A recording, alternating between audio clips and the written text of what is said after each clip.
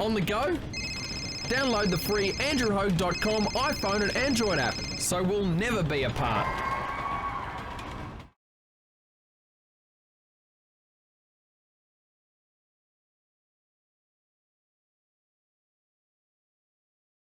This is andrewhogue.com, still Australia's first and only 24/7 metal radio station.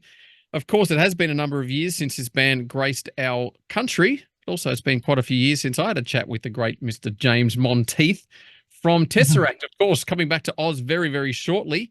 And let's just get reacquainted. How art thou, Sir Monteith? I'm very well, thanks. I'm very excited to be coming back to Australia. As you say, it's been a very long time. And how are you?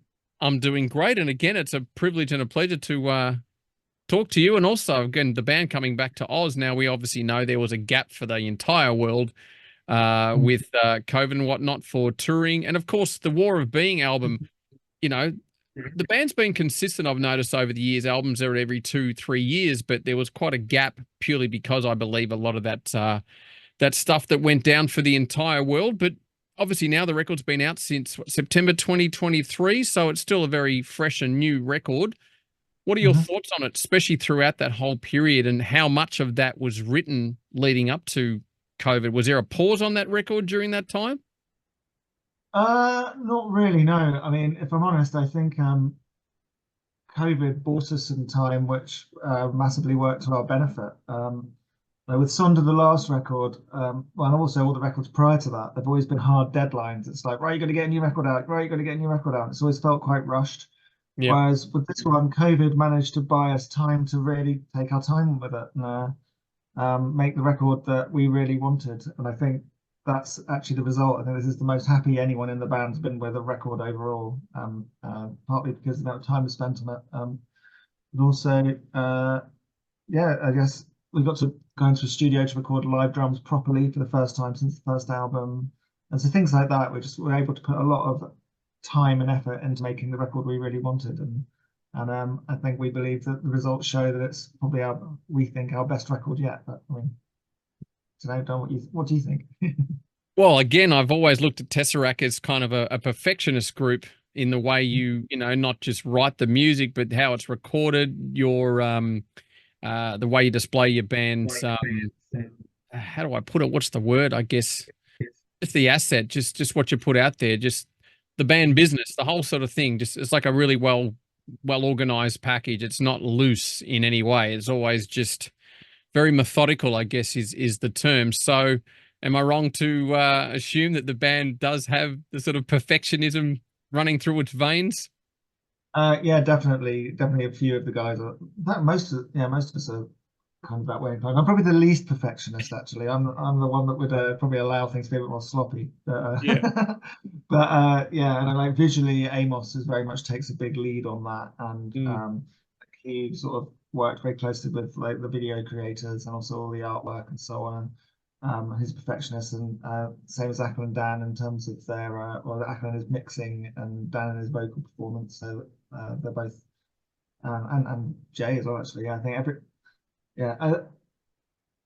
I guess it's everybody really tried their hardest to be the absolute best on this record, and I think, as you say, I think that's always been something that we've tried to do, but because of the amount of time we've had, I think we've really been able to deliver what we feel we should be delivering. Yeah. Now I'll quote the great Devin Townsend, who once said to me that perfectionism is an illness, because he spent, you know, decades trying to perfect things, and now he's in a space where he's like, I guess, letting go in some respects. So when you say it's the best album and it's the happiest you guys have been, I mean, do you find that's setting another level of I guess expectation on yourselves as well as fans, to sort of, because bands sort of say, you know, we're going to top the next record, and then you think of the pressure that can come with that just as an artist, and also just personal satisfaction. So does that sort of weigh on your mind? Because like I said, because you said that it is the strongest record the band's put out. Yeah, no, I think in terms of when the record was done, being able to achieve what we had done was basic, was kind of what we needed. And I think then after that, and now we're sort of having this breathing space where we're kind of just trying to not think about the next record. Although, I mean, there were already ideas, and also I mean, with all Tesseract records, there are lots of old ideas that weren't used previously because they didn't fit that come back. So there are hours and hours worth of ideas already for what could be the next record. So I don't think there's too much pressure in maintaining the standard. I think it's more going to be when we're mentally ready to take on that kind of task of trying to piece together what would be the next record, and then potentially having managers and agents going, hurry up. I think that's probably the bigger worry than Yeah. than making a record we're happy with. Because I kind of feel like this has always been the approach, and I think this will be again that we're not going to put out a record unless we believe it. Yeah, if we don't believe in it. So if there's no record for the next 10 years, you know what's happened. You probably outdo Tool. Let's talk a bit about how you sift through all those hours of ideas, because again, bands are now blessed with the era of home studios, and you can just record anything at any given time.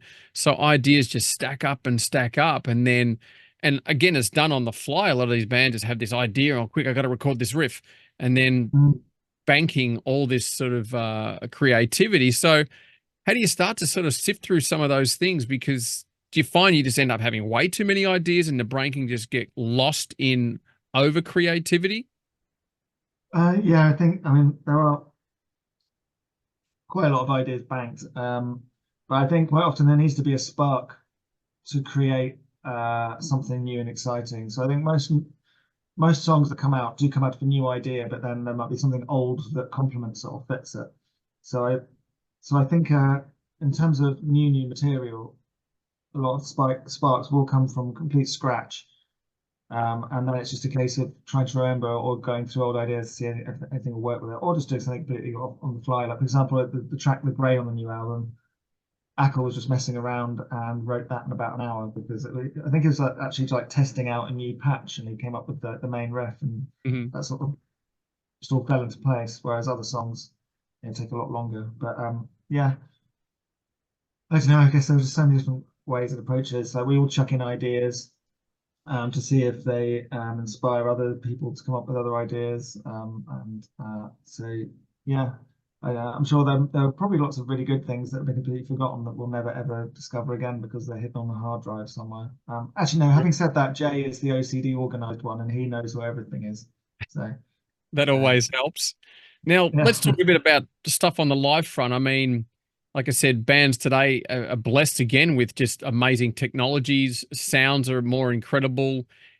But I find sometimes in that sense, spontaneity can be a bit lost, especially if bands are running to a click or all those sorts of things. So what are your thoughts on that approach today with, I mean, every artist are going to do what they like, but just for Tesseract's sake, is there room for twists and bends and all that sort of stuff, musically speaking, of course?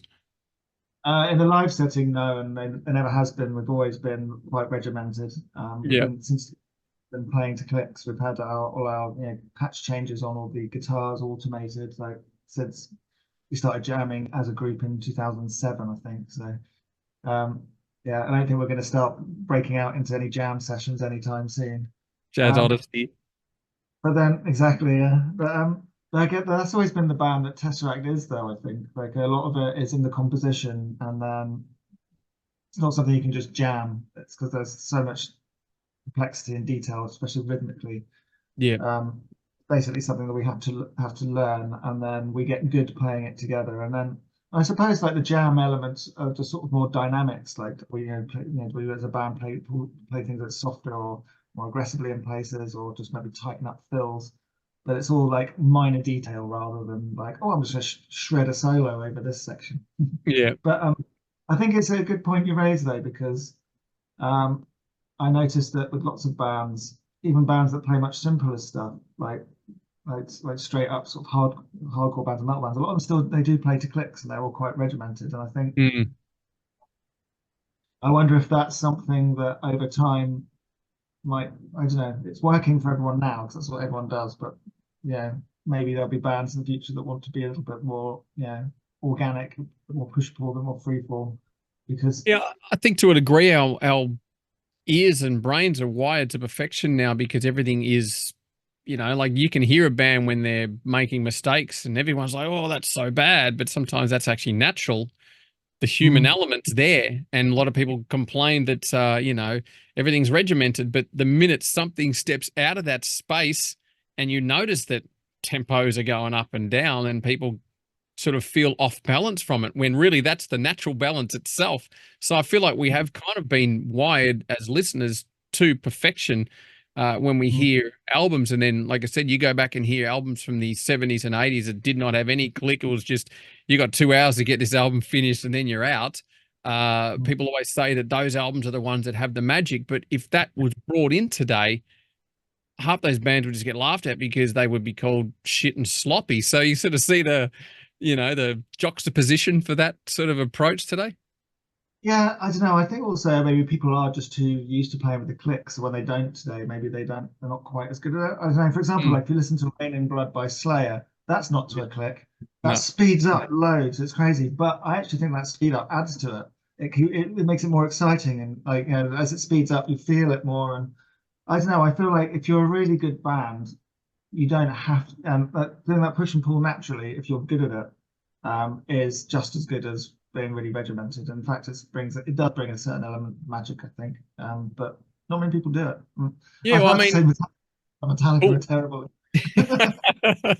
I know Tool's one perfect example that don't do that, but of course, you know, any band would be great if you got Danny Carey behind you, doing his magic. Now let's sort of shift a little bit. Now you're involved in the music industry in publicity, so we look back at how the industry has just changed the last decade. I mean, labels and A&R and all that sort of stuff. So just from your perspective in that side of the industry and also a musician, do you sort of have any predictions on where things are going? Is it the wild, wild west still? Is it going to start changing? It's just, yeah, curious of what you sort of deal with day to day. Wow, I mean, that's a massive question. I mean, the short answer is absolutely yes. I imagine it to be totally different in another 10 years to what is now and what it was 10 years ago. Um, but I think it's very hard to predict what will happen. Like, interesting things like on the media side, even 10 years ago, everyone was like saying print magazines will be dead next week. Whereas that's not entirely true. Obviously, print magazines have changed. You don't really get newsstands anymore, but you get lots of you know, magazines doing sort of fan packs with like really cool kind of products for fans, and that's how they shift their physical magazines with like exclusive fun things or like very special presentations and so on. And I know, and also there's an older generation that still read magazines, so that's an interesting thing that hasn't changed. What has changed in the last 10 years is like webzines and like websites have kind of massively declined, which nobody really expected. But then obviously things like video content's huge, and influencers have become a big part. And again, I don't know if that's something that we would have predicted. I mean, video maybe, but the whole influencer explosion, I don't know. I mean, who would have thought that people really want to watch, you know, somebody on TikTok doing a stupid dance, and that's how you could get a track out there? Yeah, nobody would have predicted that. But yeah, so God knows what's going to happen in the media space in the next 10 years. But I think the key thing is just everyone keeps adapting and evolving and not being scared of trying new things. I think streaming is going to be an interesting one because the big streaming companies, as far as I understand, and I'm not an expert, I mean, everyone struggles to make money. Spotify, yeah, doesn't make money, even though they're putting their prices up, and apparently, you know, their share prices are going up now because they're charging more. But well, I understand they're still like very much in the red. So I don't know how sustainable this whole streaming model as it is. I'm guessing consumers are used to getting everything on tap for free. So I suppose if streaming was to go away, then legal file sharing would become massively popular again. But yeah, I don't know. I'm interested to see how digital streaming and distribution evolves over the next 10 years. Because that's something that I'm sure will change, but I don't know how. Because Anyway, we see a lot of artists talking a bit about, obviously, you know, unfair fees that they get. But then we realize that, is it any different to the record label model of, you know, a physical product? Like bands still got jack shit back then too. So it almost feels like the bands are constantly stitched regardless of the wave of the industry going from the older format to the new format. So it's like, but at the same time, I often sort of talk to bands and say, you got to treat your band as a business, because now there's more opportunity for bands to be smart about going direct to fans as opposed to the gatekeepers of labels and even, you know, A&R as well. So I guess some of course take full advantage of that and do super well. Others just want to rock and leave it to somebody else. So yeah, I guess your guess is as good as mine or where the hell it's going. But either way, there's great music coming out. There's really good creative stuff. And there's also so many subgenres now of metal. It's used to be what, 31 flavors, now it's about 110. Yeah, I feel like metal is like the healthiest it's ever been. There's so much exciting, good stuff every day, every week. There's exciting new music. There's interesting music that's pushing boundaries. Like yeah, and also if you look at audiences as well, I feel like there's a whole like new young generation of kids that are really getting into metal. Like I was at a show the other week, and it was the band Spite, and they and who was it? It was Body Snatcher and Mouth for War and another band. But anyway, like the pit was basically all under 25s like losing their shit, and it just made me feel really good that the future of metal seems to be like it's it's fairly safe at the moment if like all these young people are coming out that way younger than me. Yeah. It means that there's definitely a future for the music and also and the quality of stuff. It's like people keep putting out great stuff. It's exciting. Yeah, let's see where metal is in 10 years. I'm excited to see how it evolves. Yeah, well, that's a hard thing too. I mean, we also see the generational gap. I've noticed that, you know, for quote legacy bands, which okay, you got a band like Maiden and Metallica, that's pretty much a family band. You know, I bring my kids along because I grew up with them. But there are other bands that are lesser on that scale that just don't cross over to a younger audience, and that's why I always see, you know, they just say the metal scene's healthy of different generations, but they're starting to find that sort of gap between, oh, that's dad metal. I don't want to listen to that. I want to listen to this version of it. So it's, yeah, I'm always curious to know which bands can cross over into that realm. I mean, it's, yeah, that's a hard question to answer. I just try to answer it myself, but no I feel luck. like it's cyclical with certain types of Yeah. bands. For example, like 5 years ago when we last toured, our audience was quite old relatively, let's say. It's like an older prog metal audience. And the kids of that time genuinely had no interest in Tesseract. Like I'd say almost our audience was probably, I don't know, 30s on average, not going much below 25 and not going, and a bit older. Whereas on this album, we've seen a massive wide range of ages. There's been lots of very young people there and also older people. So I don't know, maybe 5, 6 years ago, the music we were playing wasn't that in with kids. They were into whatever was at the time, whereas now they're getting into it. It's interesting. Like I think prog, I guess maybe we'll always struggle because it is a bit of an older person's genre. But yeah, I think kids go through like when you're getting into music, you're getting into what all your friends are into, and I suppose Yeah. that's going to be whatever scene's hot right now, and that changes all the time. I think.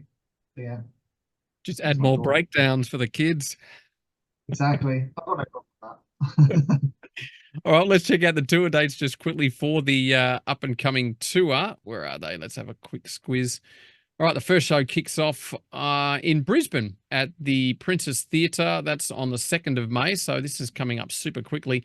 On the 3rd of May, you're playing in Sydney. 2 shows, Saturday the 4th and Sunday the 5th at the Croxton Band Room in Melbourne. It's a great venue, by the way, too. So nice big room there. And on Tuesday, the 7th of May, you're playing at the Lion Arts Factory in Adelaide. And on Thursday, heading to wonderful Perth, where a lot of bands don't go and Perth people get upset. You're playing at the Magnet House. Magnet House is the place in Perth. So that's great that there is a full Australian tour because, yeah, Perth does get overlooked. We can get you to choose one of your... Sorry, go again. As I say, I mean, it is very far. That's like us playing a one-off show in Poland equivalent or something, isn't it? Like in terms of distance. Yeah, it is. We can get you to choose one of your favorite songs from the latest album, War of Being, and also just one of your favorites from the back catalogue that you sort of just look back on and go, yeah, we wrote some pretty good stuff then. Nice. All right. I mean, I could pick the title track, War of Being, but that's a bit of an 11-minute. Can you Doesn't pick matter. one? I always say there's no time limit on good music. I'm happy to play it, James. All right. Well, I mean, this is my favorite track on the new album, just because I think it's one of the most adventurous things that we tried to do in a long time. Mhm.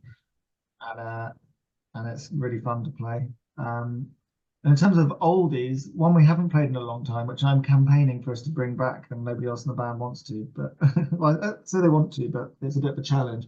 Was one from the first album called Eden, Mm. and there's there's like a more recent one called Eden 2.0, which I think you can spin because that's a bit shorter. Yeah, there are my picks. All right, no worries. Let's check out some Tesseract on andrewhogue.com, and I look forward to having James back in the country with his bandmates Tesseract. Let's hear it on andrewhogue.com. Nice one. Thank you very much. No worries.